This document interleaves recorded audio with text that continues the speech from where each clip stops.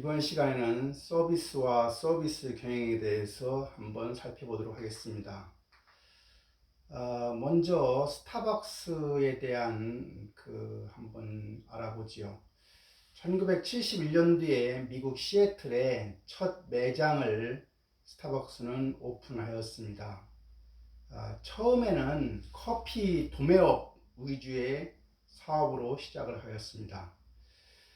스타벅스는 1982년도에 하워드 술즈가 리테일 마케팅 담당으로 입사하게 됩니다. 1985년에 일 지오진이라 하는 커피사가 설립되었고, 스타벅스로부터 원두를 받아서 에스프레소 음료를 제공하기 시작합니다. 그러다가 1987년도에 실주 회장이 스타벅스를 인수하고 스타벅스 코퍼레이션을 설립합니다. 1991년도에 민간 기업으로는 최초로 파트타임 직원을 포함한 전 직원을 대상으로 스톡옵션 프로그램을 실시하였습니다. 1992년도에 SDUX의 이름으로 최초로 상장하였고, 2004년도에는 전 세계 30여 개국에 7천여 개 직영 매장을 보유한 최대 커피 전문점으로 성장하였습니다. 스타벅스의 경영에서 주는 시사점이라고 하면, 첫 번째는 업의 본질을 재정의하라는 것입니다.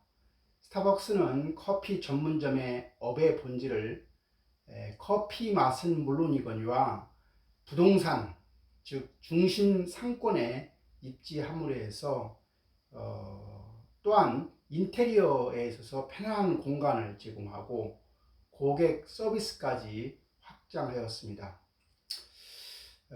덕분에 일반 커피보다 최고 10배나 비싼 가격을 받았지만 고객은 이를 받아들였습니다.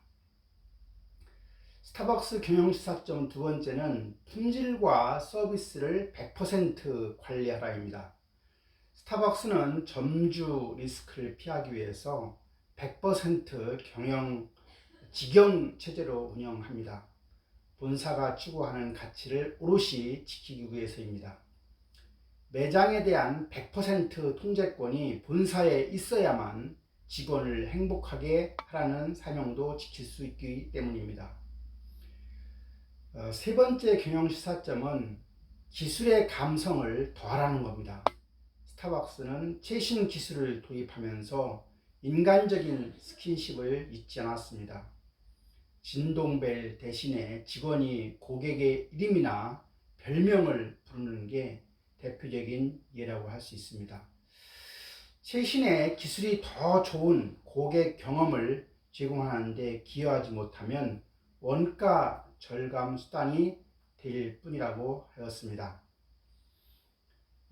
스타벅스의 그 이후의 연영을 보면 1999년도에 한국과 중국에 출점하였고, 2001년도에 윤리적인 커피 소싱 지침을 발표하고 스타벅스 카드를 도입합니다.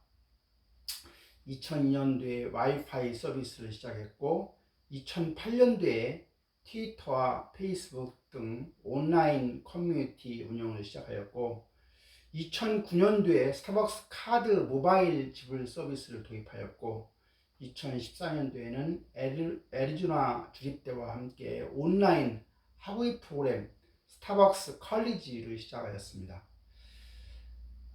그러다가 2016년도에 스포티피라고 하는 음악 스트리밍을 스타벅스 앱에 통합시키기도 하였습니다.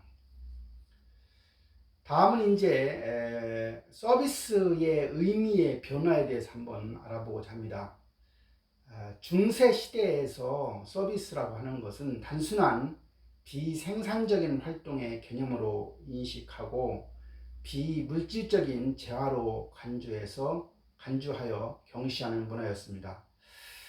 근대 사회가 오면서 제품을 팔기 위한 부수적인 역할로 간주하였고, 서비스를 경제적인 가치를 부분적으로 인정하여 산업으로 발달하는 초기였습니다. 그러다가 현대 사회에 들어오면 서비스의 발달로 고객에 대한 무형의 가치를 제공하는 경제 활동의 하나로 인식하면서 특히 산업의 중심축으로서 역할을 수행하는 개념으로 전환하였습니다. 시대 흐름별 서비스 개념의 변화를 보면 중세 이전 사이에서는 노예나 남에게 시중드는 것을 서비스로 보았다고 하면 중상 중농주의 사회에서는 서비스를 비생산적 활동, 비경제적 활동으로 서비스를 보았고, 산업 사이에 들어오면서는 서비스를 제품을 팔기 위한 부수적인 수단으로 서비스를 보았다고 하면, 이제 포스트 인더스트리얼 소사이어티인 후기 산업 사이에 들어오면 서비스 산업이라고 하는 것이 태동되고 서비스 경제 및 사회라고 하는 것들이 등장하게 됩니다. 서비스를 정의해보면 사전적인 의미에서는 서비스가 니즈를 만족시키거나 수요를 충족시키기 위해서 수행되는 행위, 과정, 그리고 성과라고 말합니다. 그래서 우리가 did, processes, and performance라고 합니다. OECD에서도 서비스를 정의하고 있는데요. OECD에서 서비스라고 하는 것은 높은 기술력과 지식 집약형 산업이다. 그리고 노동 집약적 산업을 포함한 다양한 분야의 경제 활동이다.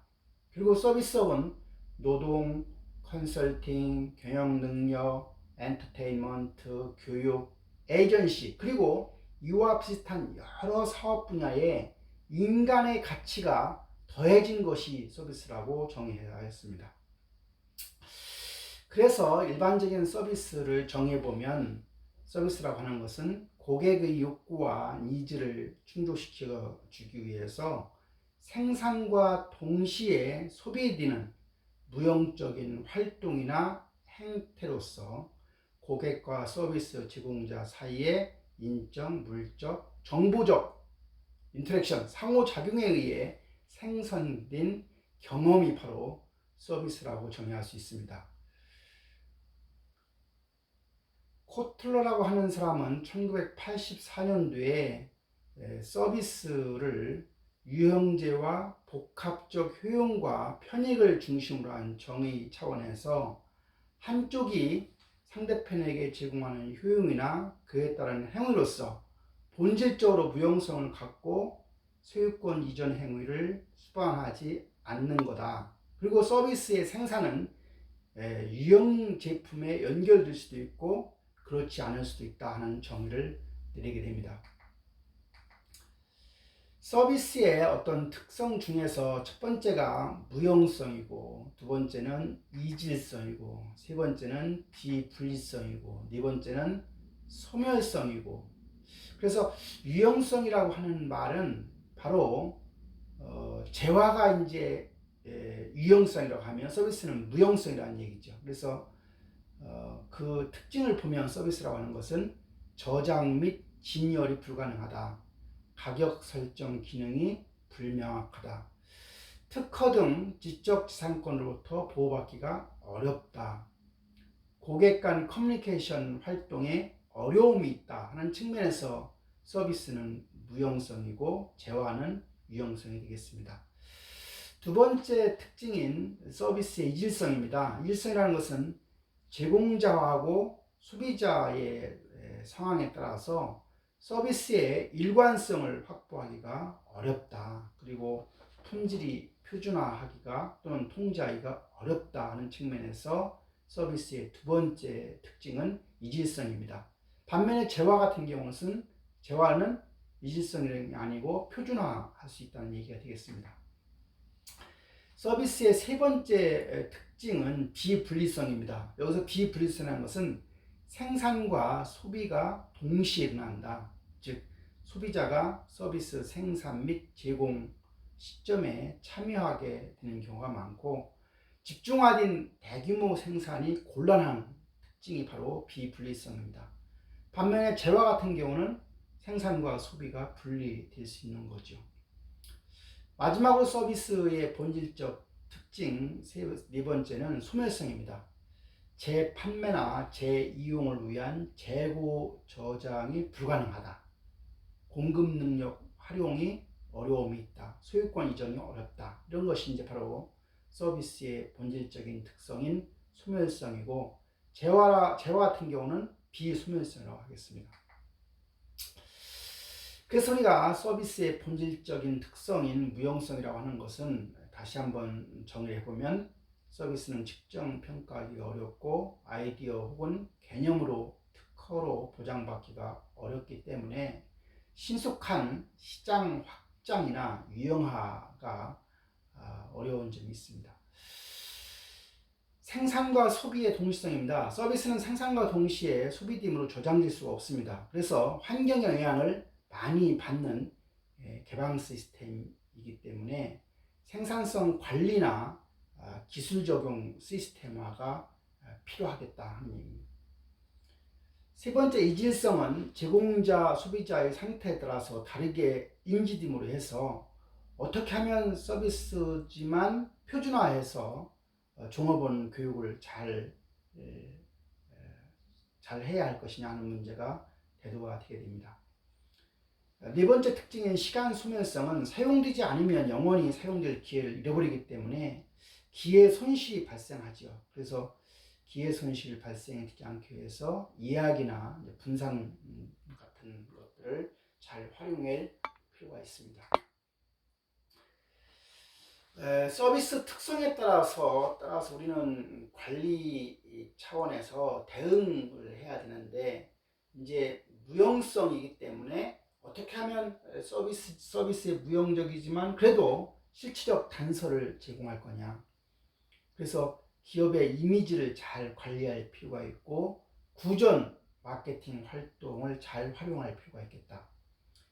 비분리성이라고 하는 차원을 잘 관리하려고 하면 직원 선발에 특별한 신경을 써야 된다. 선발뿐만 아니라 교육에도 노력을 해야 되고, 고객 관리를 잘한다거나 서비스망을 잘 구축하는 것들이 비분리성의 문제를 해결하기 위한 전략이 되겠습니다. 이질성이라고 하는 차원은 서비스지만 어떻게 하면 기회장치를 도입하는 문제, 서비스지만 표준화하고 개별화하는 문제, 이런 것들을 잘 관리해야 할 것이고, 소멸성 문제는 수요 공급을 조화시키는 문제, 예를 들어서 영화관에서 조조 할인을 한다거나 또는 예약제를 활용하는 것도 전부 다 소멸성이라고 하는 차원의 문제를 해결하기 위한 전략 관리 방안이라고 할 수가 있습니다.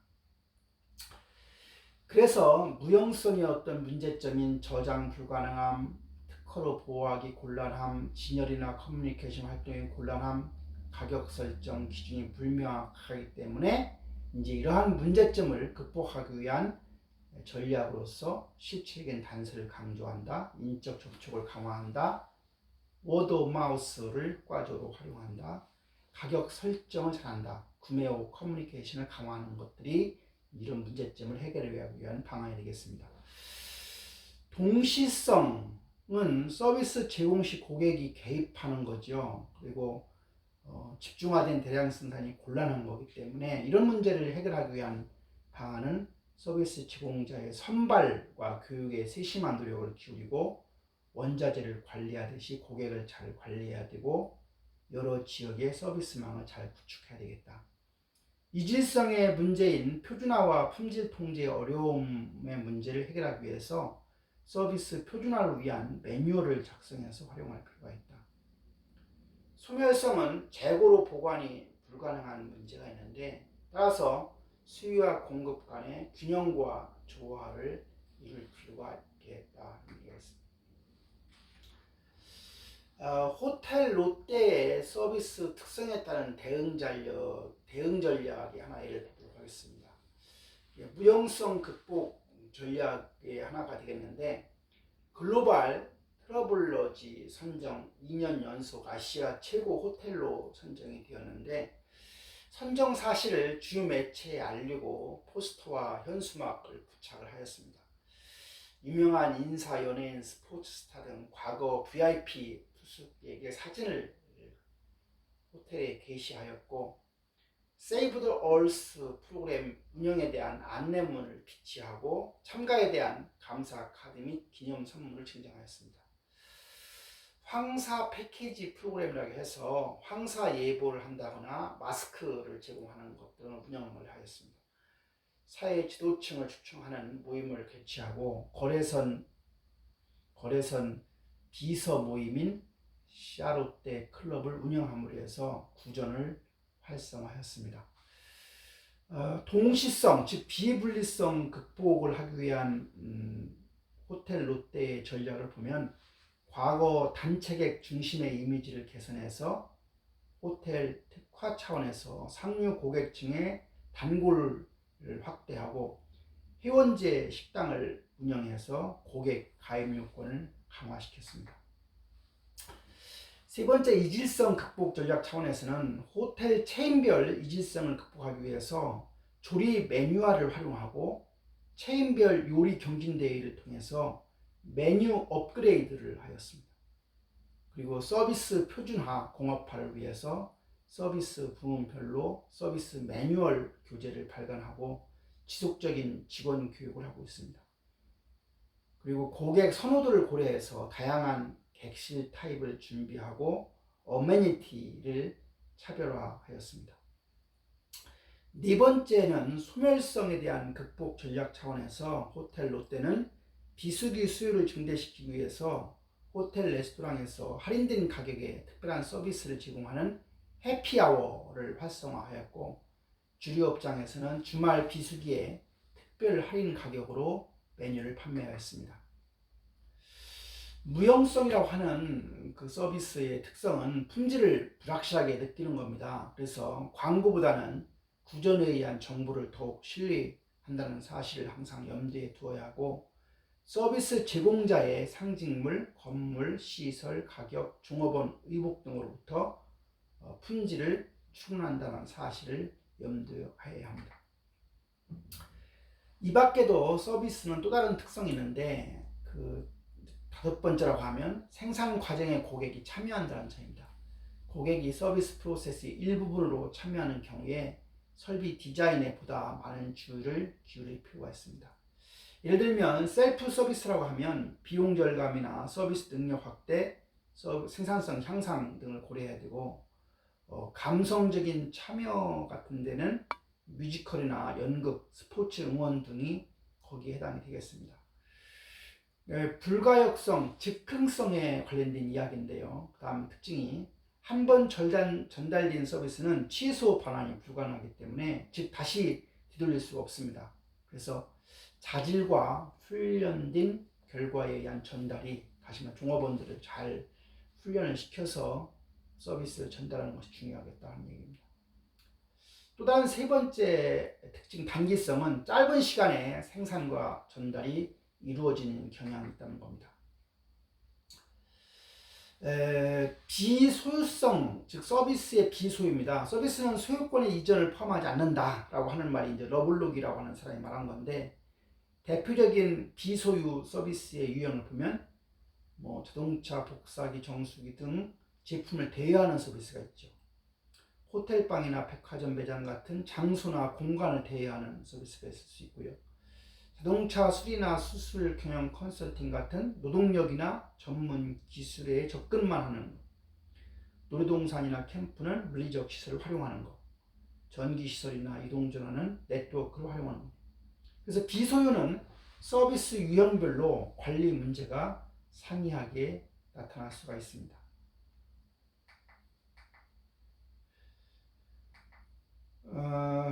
우리가 프로세스에 의한 서비스 유형이라고 하는 게 있는데요. 여기에는 사전 서비스가 있습니다. 비포 서비스라고 하는데요. 서비스 내용을 소개하고 서비스를 촉진시키기 위해서 사전에 잠재 고객들과 상담 등을 통해서 예약하고 의견을 조절하고 상품을 진행하는 등의 서비스를 우리는 사전 서비스라고 합니다. 현장 서비스, 온 서비스라고 하는데요.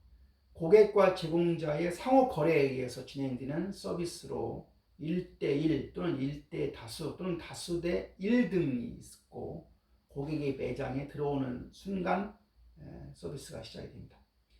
애프터 서비스, 사후 서비스는 서비스 종료 후에 고객 유지를 위한 서비스로 클레임을 사전에 방지하고 후기 등을 통해서 서비스를 보충하거나 개선해 나가는 것을 말합니다.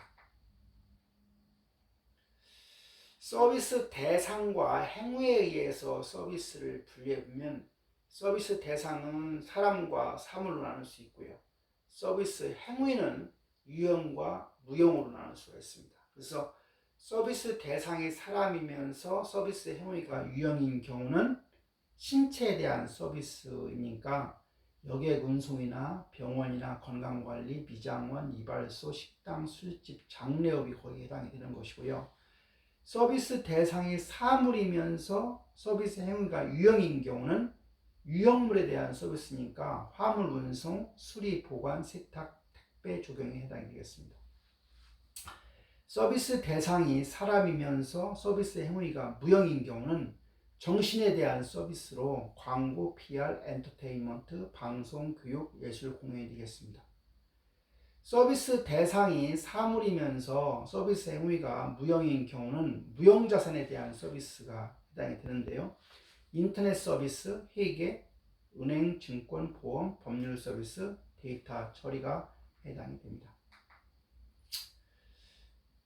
미국에서는 문제 없는 가능한 사업이 있는데요. 그게 바로 야한 레스토랑 후터스라고 합니다. 그래서 인적 의존도가 매우 높은 서비스 사업의 하나라고 알려져 있습니다.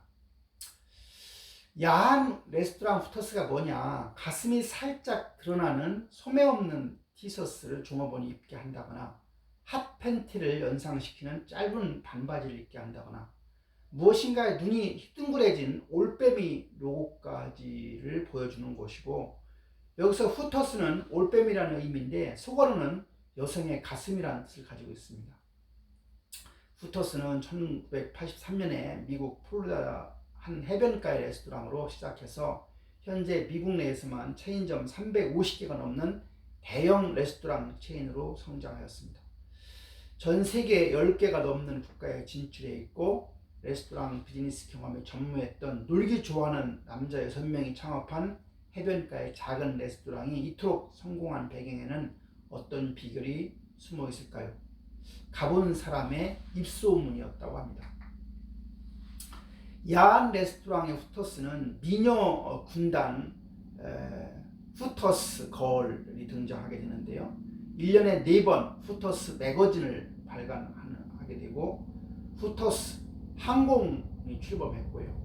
후터스 걸 2명이 동승해서 후터스 레스토랑의 서비스를 하늘에서도 제공해주는 하면 슬로건으로는 delightfully tacky yet unrefined, 매혹적으로 도발적인 그러나 때묻지 않은 이라고 하는 슬로건을 가지고 있다고 합니다.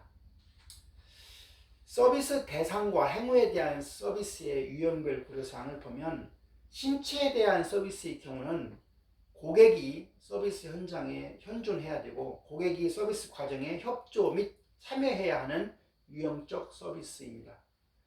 정신에 대한 서비스는 고객이 반드시 정신적으로 서비스 전달 과정에 참여해야 하고 인터넷, 통신, 방송 등을 이용할 때는 특정 장소에 구애받지 않습니다. 유형자산에 대한 서비스는 서비스 대상의 유형자산은 서비스 제공 장소에 있어야 하나 고객은 선택적입니다. 무형자산에 대한 서비스는 서비스 요구사항이 정의되면 고객이 서비스 과정에 반드시 참여할 필요는 없게 됩니다. 정보와 사이로의 진입이 본격화됨에 따라서 가장 발전하는 서비스 분야가 바로 무형자산에 대한 서비스가 되겠습니다. 무소유, 무공해 서비스 테마파크입니다. 테마파크는 일정한 주제의 쇼와 이벤트로 공간 전체를 연출하는 레저 시설이라고 할 수 있습니다. 그래서 테마파크라고 하는 것은 기존인 유원지에다가 테마가 더해진 건데요. 이를 통해서 새로운 컨셉의 공원을 우리는 테마파크라고 합니다. 테마파크는 특정한 주제를 설정하게 되고요. 주제에 따른 환경과 놀이 및 이벤트 등 모든 시설과 분위기를 구성해서 운영하게 됩니다. 그래서 레저를 위한 공원이라고 할 수 있고요. 레저와 함께 유익한 정보나 지식을 부여함으로써 휴식과 재창조의 기회를 동시에 제공하게 됩니다. 테마파크 사업의 유형을 보면 세계의 어떤 민속, 건축을 주제로 하는 경우, 우주를 주제로 하는 경우, 판타지 캐릭터를 주제로 하는 경우, 역사를 주제로 하는 경우, 산업을 테마파크화하는 주제, 지역문화 자원을 주제로 하는 경우, 외국의 공원을 이용한 전개 등등이 있습니다. 테마파크 사업의 발전 과정을 보면 증가하는 가족 중심의 성향입니다. 가족 동반의 레저나 단기 휴가 중심의 성향으로 바뀌어 가고 있고, 그리고 맞벌이 부부의 증가, 전 가족의 휴가 일정을 조정하기가 어려운 한계도 있습니다.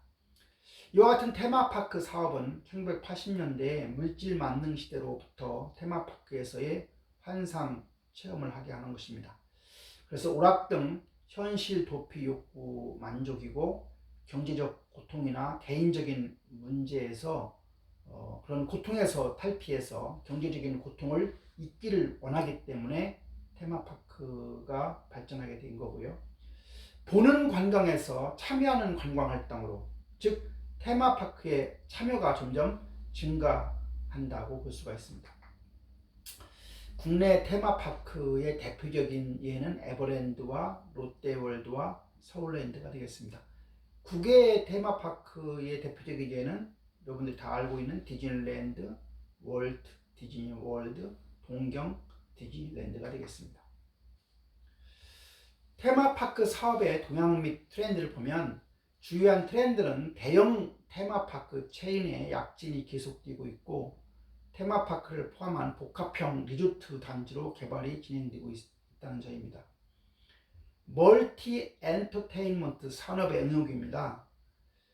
멀티 엔터테인먼트는 테마파크가 갖고 있는 사람을 환대하는 기술을 테마파크뿐만 아니라 다른 사업에도 응용한다는 사고를 내포하고 있고, 즉 폭넓은 영역의 응용이 가능하다는 점입니다. 세 번째, 온라인 테마파크 사업은 엔터테인먼트 섬으로 명명된 온라인 테마파크 사업은 여러 가지 형태의 온라인 게임과 가상 체험 및 애니메이션을 중심으로 캐릭터를 보고 즐길 수 있는 다양한 콘텐츠를 제공하고 있다고 합니다.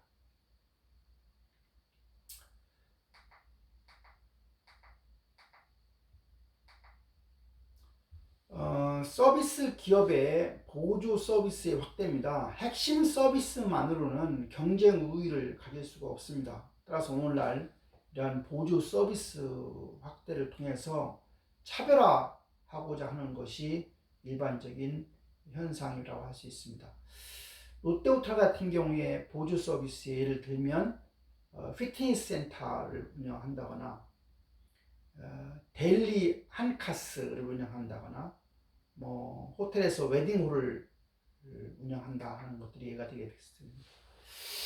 제조기업의 부가 서비스 증가입니다. 기술만으로는 경쟁에서 승리할 수가 없습니다. 따라서 부가 서비스 확대로 경쟁 우위를 구축하려고 하는데, 그래서 잠재적 서비스 부문에 주력하라는 겁니다. 기술적 서비스, 보수 및 유지, 고객 훈련, 컨설팅 서비스, 배달, 자재 관리 등에서입니다. 엘리베이터 제조업체인 콘사의 경우에는 지난 20년간 매출의 절반 이상이 유지나 보수나 근대화 서비스에서 발생하였다고 합니다. 낮은 상호작용과 고액화입니다. 경영자에 대한 도전이라고 해서 호텔, 항공사, 물류 같은 경우입니다. 많은 부문이 표준화되어 있어서 마케팅 영향이 많이 받는 경우인데, 서비스의 인간화가 요구되고 있고 물리적 환경에 대한 관심이 필요하고, 표준화된 운영 절차의 필요성과 엄격한 상하 관계의 조절이 요구됩니다. 경영자의 도전과 관련해서 높은 상호작용과 고객화되어 있는 경우는 종합병원, 정비센터, 개인병원, 변호사, 회계사에 해당이 되는 건데, 이 경우는 고객화하는 점인데 비용 상승을 억제해야 되고 일관된 품질 유지가 필요합니다. 소비자의 프로세스 개입에 대한 대응을 잘 해야 되고, 느슨한 상사 부하 직원 관계를 가진 얕은 수직적 조직 관리가 요구됩니다. 따라서 직원의 어떤 충성도 확보가 관건이라고 하겠습니다. 낮은 노동 집약도의 경우에 경영자에 대한 도전은 예를 들어서 호텔, 항공이나 종합병원, 정비센터에 해당이 되는 건데, 이 경우는 자본 투자에 대한 의사결정을 잘해야 되고, 기술적인 진보의 관리, 성숙이나 비성숙에 대한 수요 관리, 서비스 제공을 위한 일정 관리가 중요합니다. 마지막으로 높은 노동 집약도인 경우에 대한 경영자의 도전은 도소매 학원, 개인병원, 변호사, 회계사의 경우는 전문 인력을 고용하고 교육시키는 것, 그리고 종업원에 대한 복지, 원거리에 위치한 점포 관리 문제, 전문성이나 성장 관리가 중요한 관건입니다. 지금까지 우리가 서비스의 일반적인 개념을 알아보았다고 하면, 다음은 서비스 경영입니다. 서비스 경영이라고 하는 것은 서비스 제대로 하는 것입니다. 한마디로, 즉 고객이 경험하는 진실의 순간이 긍정적이 되도록 경영하는 것이 바로 서비스 경영입니다. 고객이 원하는 가치를 창출하기 위해서 물리적인 제품, 서비스 환경, 서비스 전달 시스템을 관리하는 것입니다. 서비스 지원이라고 하는 생산 시스템가 하나가 있고, 서비스 마케팅 시스템, 이 두 가지가 있는데, 이 두 가지를 명확하게 구분하기는 어렵지만 이렇게 대략 구분할 수가 있습니다. 모든 고객의 경험을 관리하고 더 나은 경험을 제공할 수 있도록 고객을 위한 일을 효율적이고 효과적으로 수행하는 활동이 바로 서비스 경영입니다. 고객이 원하는 것을 올바르게 수행하기 위한 전략을 수립해서 방법을 제시하며 지속적으로 혁신하는 과정이 되도록 해야 할 것입니다. 서비스 경영에서의 이슈를 보면, 서비스가 조직의 제품을 소비하거나 사용하는 고객들에게 제공되는 유용성에 대한 인식, 그리고 시간이 지남에 따라 어떻게 변화하는지를 지속적으로 관리해야 하는 문제입니다. 두 번째, 조직은 인력이나 기술 및 물리적인 자원, 시스템 및 고객이 서비스의 유용성 또는 품질을 어떻게 고객들이 만족한 수준으로 생산하고 제공할 수 있는지에 대한 이해의 문제입니다. 세 번째는 유용성 또는 품질이 의도된 수준으로 달성되도록 조직을 어떻게 개발하고 관리해야 하는지에 대한 이해의 문제입니다. 네 번째는 이러한 유용성 또는 품질 목표의 달성, 그리고 관련 이해 관계자의 목적이 충족될 수 있도록 하기 위해서 위한 조직의 기능의 문제입니다. 서비스 경영을 정의해보면, 바람직한 서비스 경영이라고 하는 것은 서비스를 제대로 하는 것이라고 하겠죠. 즉 고객이 재구매 의도를 가질 수 있는 긍정적 경험을 제공하는 것입니다. 그래서 바람직한 서비스 경영은 고객이 원하는 가치를 효과적이고 효율적으로 창출해서 전달하기 위해서 물리적인 제품, 서비스 환경, 서비스 전달 시스템을 관리하는 것입니다. 바람직한 서비스 경영은 고객의 욕구를 올바르게 만족시켜 주기 위한 전략을 잘 수립해서 방법을 제시해서 지속적으로 혁신하는 과정이 되도록 해야 할 것입니다. 따라서 서비스 경영의 주제라고 하면, 첫째는 제조업과 구별되는 서비스 자체에 대한 본질적인 특성을 이해하고 적용하는 것입니다. 그 말은 바로 서비스의 특성인 무형성, 소멸성, 비분리성, 그리고 이질성을 제대로 잘 파악을 하는 것입니다.